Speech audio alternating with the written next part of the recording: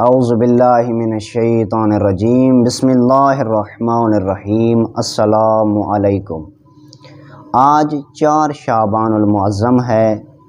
اس دن ولادت بسعادت کا دن ہے جناب ابوالفضل العباس۔ 4 شعبان 26 ہجری کو آپ دنیا پر تشریف لے آئے۔ جناب ابوالفضل العباس جناب علی علیہ السلام کی تمنا کا ذریعہ ہیں۔ پوری کائنات جس کی تمنا کرے اسے علی کہتے ہیں، اور علی جس کی تمنا کرے اسے عباس کہتے ہیں۔ تو جناب سیدہ طاہرہ کے دنیا سے چلے جانے کے بعد امام علی علیہ السلام ایک رات رو رہے تھے، تو جناب عقیل نے پوچھا کہ علی آپ زیادہ کیوں رو رہے ہیں؟ فرمایا عقیل میں اس لیے رو رہا ہوں، میں اپنے بیٹے حسین کی غربت پر رو رہا ہوں کہ جب وہ کربلا کے لک و دک صحرا میں جنگل میں اکیلے مارے جائیں گے، میں اس لیے رو رہا ہوں کہ کوئی مجھے بیٹا اللہ دے جو علی بن کے میرے حسین کی کربلا میں حفاظت کرے۔ تو جناب عقیل کے مشورے پر عرب میں 4 قبیلے تھے۔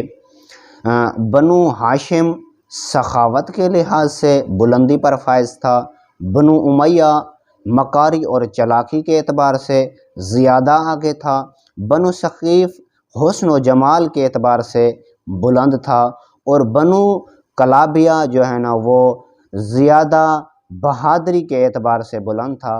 تو جناب عقیل مہر انصاب تھے، ان کو پتہ چلتا تھا کہ کون سا خاندان بلندی، شجاعت، بہادری کی لحاظ سے آگے ہے۔ تو جناب عقیل کے مشورے پر مولا علی علیہ السلام نے کلابیہ خاندان کی ایک عزت دار مستور سے عقد کیا، جس کا نام تو فاطمہ بنت حزیم تھا، لیکن لقب ان کو ام البنین اس لیے دیا گیا کہ ان کے 4 بیٹے تھے، اس لیے ان کو ام البنین کا لقب دیا گیا تھا۔ تو ان کے بطن اطہر سے جناب ابوالفضل العباس دنیا پر آئے۔ تو جناب ابوالفضل العباس جہاں شجاعت اور بہادری کا پیکر ہیں، ہر جگہ پر امام حسین علیہ السلام کا ساتھ دیا۔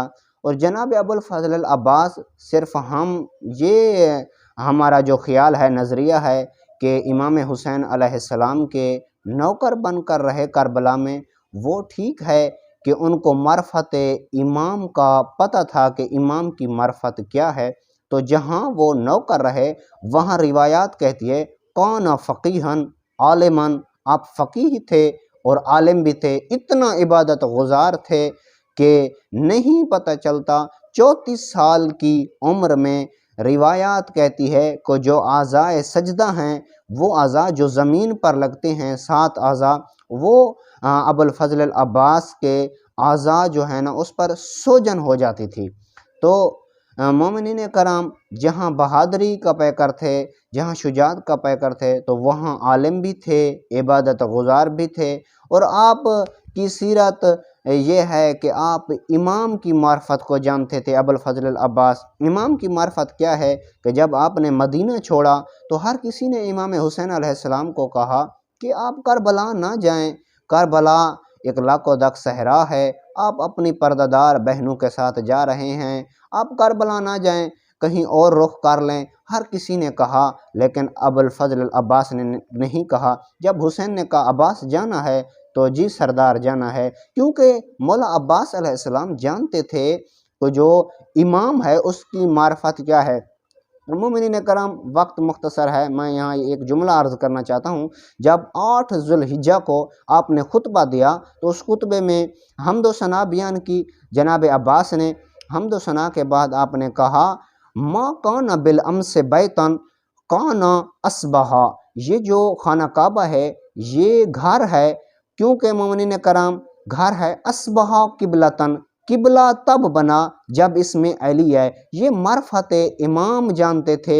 حضرت ابوالفضل العباس بتانا چاہتے تھے کہ کیا تم یہ کہتے ہو کہ ہم کعبہ آئے ہیں، نہیں، اگر حسین کعبہ کی طرف نہ آتا تو کعبہ خود چل کے حسین کی طرف آ جاتا۔ یہ اللہ کی حکمت ہے اس میں۔